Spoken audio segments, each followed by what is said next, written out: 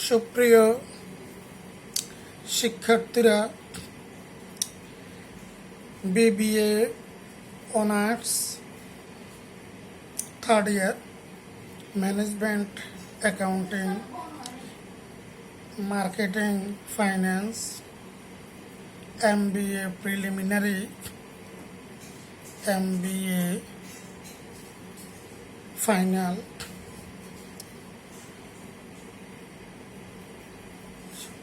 শিক্ষার্থীদেরকে স্বাগত জানাচ্ছি। আমি প্রভাষক মাকসুদুর রহমান। আমি বিজয় সরণি বিশ্ববিদ্যালয় কলেজে অনার্স শিক্ষক হিসাবে আজ 12 বছর কর্মরত আছি। আমি আজকে তোমাদের উদ্দেশ্যে একটি চ্যাপ্টারের কিছু বেসিক জিনিস আলোচনা করব। বিশাল একটি চ্যাপ্টার, এটা থেকে এমবিএতে 2টা অঙ্ক আসে, প্রিলিমিনারিতেও 2টা অঙ্ক আসে। আবার যারা বিবিএ থার্ড ইয়ারে পড়ছ অ্যাকাউন্টিং ম্যানেজমেন্ট, তোমাদেরও 2টা 3টা থিওরি সহ 4-5টা এবং কিছু কুইজ কোশ্চেনও আসে। সেটা হলো ম্যানেজমেন্ট অ্যাকাউন্টিংয়ের একটা চ্যাপ্টার, এটার নাম হলো absorption costing and variable costing. Absorption costing, তোমরা জানো যে এই সাবজেক্টটি বাংলায় লেখা যায় না, এটা সম্পূর্ণই কিন্তু ইংরেজিতে লিখতে হয়। তাই অ্যাবজর্পশন কস্টিং, অ্যাবজর্ব মানে শোষণ, পরিশোষণ পদ্ধতি, আর পরিবর্তনশীল ব্যয় পদ্ধতি। ওটা অ্যাবজর্পশন কস্টিং, ভেরিয়েবল কস্টিং এর অপর নাম হলো ডিরেক্ট কস্টিং। কেউ ভেরিয়েবল কস্টিং বলে, কেউ ডিরেক্ট কস্টিং বলে। তাহলে আমরা কি জানলাম? 2 পদ্ধতির কস্টিং নিয়ে আমি আজকে একটু বেসিক আলোচনা করব। পরবর্তী ক্লাসটা আমি লাইভ করব এবং পরে ইউটিউব লিঙ্কে দিয়ে দিব। লাইভ করার মূল উদ্দেশ্য হলো পরবর্তী ক্লাসে আমি এটার প্রয়োগ দেখাবো। তবে আজকের ক্লাসটি হলো সবচাইতে বেশি গুরুত্বপূর্ণ ক্লাস। আজকের ক্লাসের উপরে দাঁড়িয়েই আগামী ক্লাসটা তুমি বুঝতে পারবে। আচ্ছা, তাহলে আমি একটা ইনকাম স্টেটমেন্ট তৈরি করব অ্যাবজর্পশন কস্টিংয়ে, একটা ইনকাম স্টেটমেন্ট তৈরি করব ডিরেক্ট কস্টিং অথবা ভেরিয়েবল কস্টিং, যাই বলি না কেন ওই মাধ্যমে।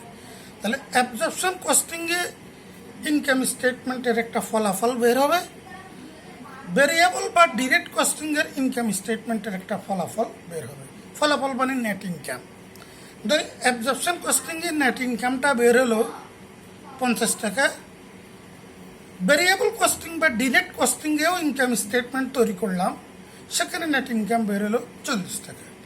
তাহলে এই যে 2টা পদ্ধতিতে ইনকাম স্টেটমেন্ট তৈরি করার কারণে ফলাফলের পার্থক্য দেখা দিল যে অ্যাবজর্পশন কস্টিংয়ে নেট ইনকাম হলো 50 আর ডিরেক্ট কস্টিং বা ভেরিয়েবল কস্টিংয়ে নেট ইনকাম হলো 40, ডিফারেন্স 10। এই 10 টাকার পার্থক্য কেন হলো? এটা দিয়ে আরেকটা স্টেটমেন্ট তৈরি করা হয়, এটাকে বলা হয় রিকনসিলিয়েশন স্টেটমেন্ট। মানে দেখানো হয় লাভের 10 টাকা, এই যে প্রফিট ডিফারেন্স 10 টাকা, এটা difference upon the valuation of inventory. এই 10 টাকার পার্থক্যটা মজুদ পণ্যের মূল্যায়নের পার্থক্যের কারণেই হয়েছে, এটা প্রুভ করা হয় রিকনসিলিয়েশন স্টেটমেন্টে। আবার একটু বলি, অ্যাবজর্পশন কস্টিংয়ের আন্ডারে একটা ইনকাম স্টেটমেন্ট তৈরি করা হয় এবং তৈরি করে ফেললাম, নেট প্রফিট বের করলাম 50 টাকা। ডিরেক্ট কস্টিং বা ভেরিয়েবল কস্টিংয়ের আন্ডারে একটা ইনকাম স্টেটমেন্ট তৈরি করা হয়, করে ফেললাম এবং নেট ইনকাম বের হলো 40 টাকা। এখন দুই পদ্ধতির নেট ইনকামের ব্যবধান 50 বিয়োগ 40 10 টাকা। এই যে নেট প্রফিটের ব্যবধানটা 10 টাকা, যে ব্যবধানটা হলো, এটা দুই কস্টিংয়ে মজুদ পণ্যের মূল্যায়নের ভিন্নতার কারণে হয়েছে। কি বলছি? দুই পদ্ধতিতে মজুদ পণ্যের মূল্যায়নের ভিন্নতার কারণে এই 10 টাকার পার্থক্য হয়েছে, আর কোনো কারণেই নয়। এটাকে প্রুভ করার জন্য যা করে থাকি সেটাকে বলা হয় রিকনসিলিয়েশন স্টেটমেন্ট। তাহলে আমি আসলে তোমাদেরকে যে জিনিসটা বুঝাতে চাচ্ছি, ছাত্র একটু মনোযোগ সহকারে শোনো। অ্যাবজর্পশন কস্টিংয়ে আমি ওপেনিং ইনভেন্টরি, প্রোডাকশন এবং ক্লোজিং ইনভেন্টরি তিনটার মূল্যায়ন করব। আবার ভেরিয়েবল বা ডিরেক্ট কস্টিংয়ে আমি ওপেনিং ইনভেন্টরি, প্রোডাকশন এবং ক্লোজিং ইনভেন্টরি তিনটার মূল্যায়ন করব। হ্যাঁ, এখন ওপেনিং ইনভেন্টরি আবার একটু বলি, অ্যাবজর্পশন কস্টিং, যেটাকে অ্যাবজর্ব বা পরিশোষণ ব্যয় হিসাব পদ্ধতি বলছি আমরা, সেখানে আমরা তিনটি জিনিসের মূল্যায়ন, তিনটি জিনিস কি কি? Opening finished goods, production, closing finished goods. Opening finished goods, production, closing finished goods. এবং ভেরিয়েবল কস্টিং বা ডিরেক্ট কস্টিংও এই তিনটে জিনিসের মূল্যায়ন করব, opening finished goods, production, closing finished goods. এখন এই যে ফিনিশড গুডসের মূল্যায়নের ভিন্নতা দেখা দিবে দুই কস্টিংয়ে, আর এভরিথিং, আর যত ইনফরমেশন থাকবে সকল ইনফরমেশন আনচেঞ্জড, যা অ্যাবজর্পশনে বসবে তা ভেরিয়েবল বা ডিরেক্ট কস্টিংয়ে বসবে। অন্য ইনফরমেশনগুলো, others information will be same both accounting system, other information except opening finished goods, production and closing finished goods। অর্থাৎ সুপ্রিয় শিক্ষার্থীরা, অর্থাৎ আমি তোমাদেরকে যে জিনিসটি বোঝাতে চাচ্ছি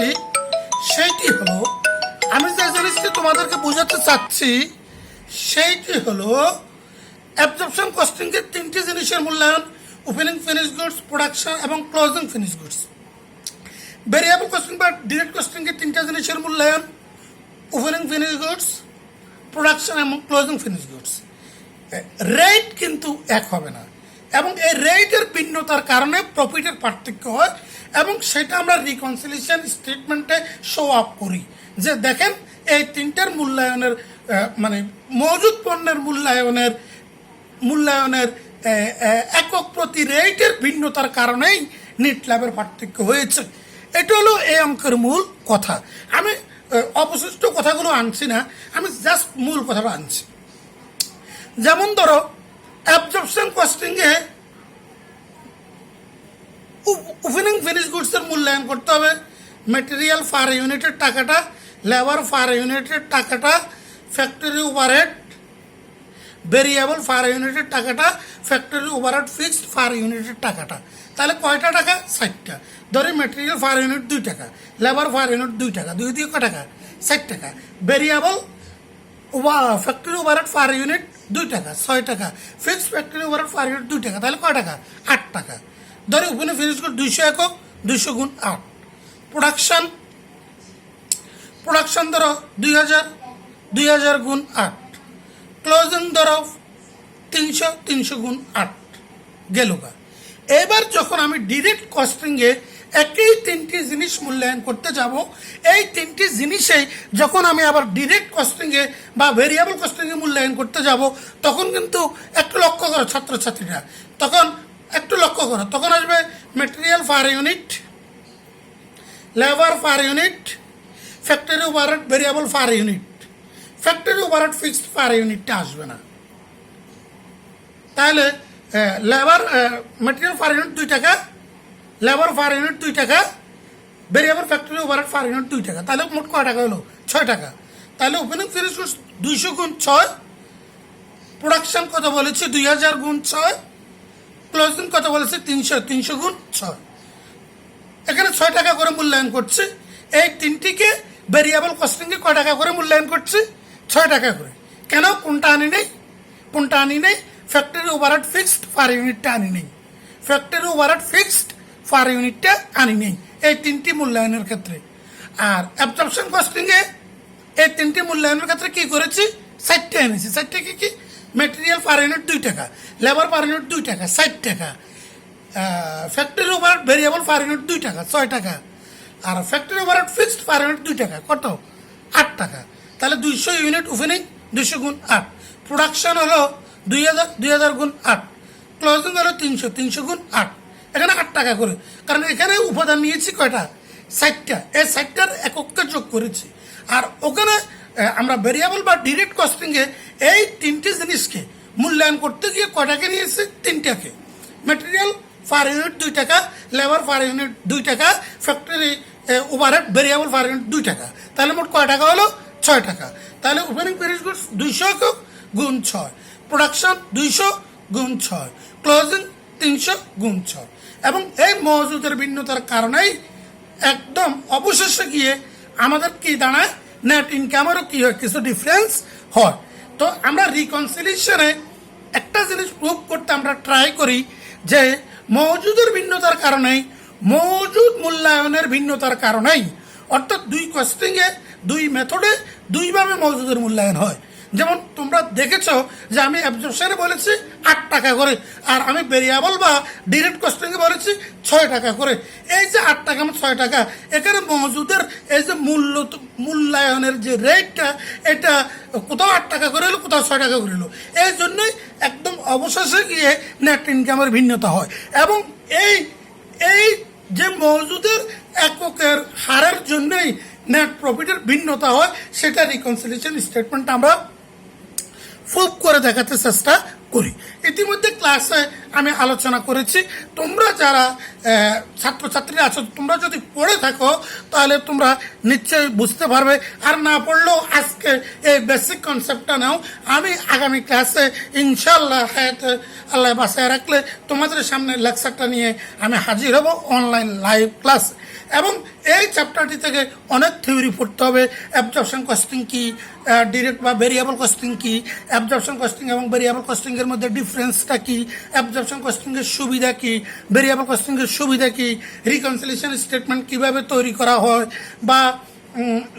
বা অ্যাবজর্পশন কস্টিংয়ের ক্ষেত্রে আমরা ইনকাম স্টেটমেন্টটা কিভাবে প্রিপেয়ার করি। এটা কিন্তু একটা English based subject, so you have to good command over English if you want to score a good result in management accounting.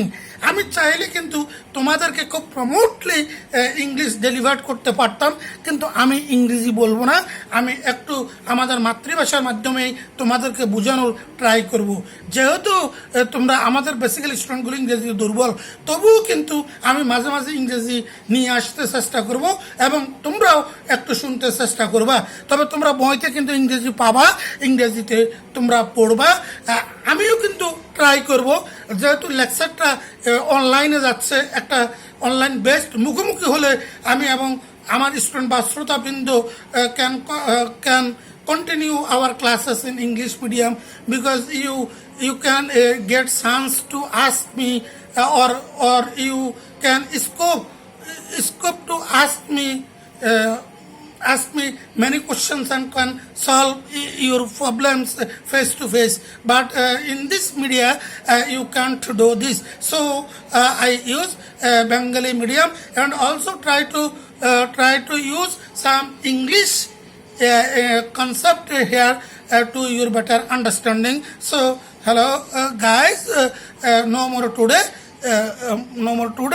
with the best luck of all my guys or all of my students here who are interested to take part or to listen my classes. You can subscribe my channel, like, share or subscribe this channel so that the interested users can easily get the chance to capture the classes. Thank you.